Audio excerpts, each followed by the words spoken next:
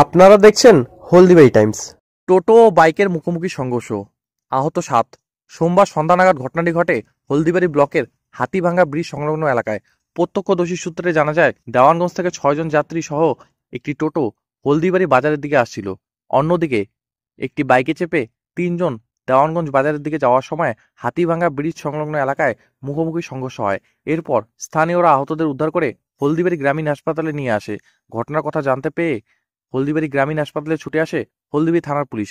হাসপাতাল সূত্রে জানা যায়, বাইক চালকের নাম রাহুল সরকার, বাইকে থাকা 2 জন আরোহীর নাম শুভঙ্কর সরকার ও শুভজিৎ রায়। তাদের 3 জনের বাড়ি পয়ামারি এলাকায়। অন্যদিকে টোটোতে থাকা আহতরা হলেন ভবেন রায়, জলদিনী রায়, তাদের বাড়ি ছোট হলদিবাড়ি এলাকায়। সরস্বতী রায়, তার বাড়ি পয়ামারি এলাকায়।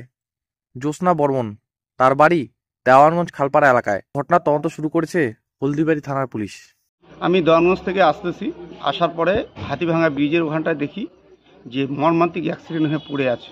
আমি যা দেখলাম যে ওখানটায় বাইক এসে টোটোটাকে সংঘর্ষ মারিয়ে দিছে।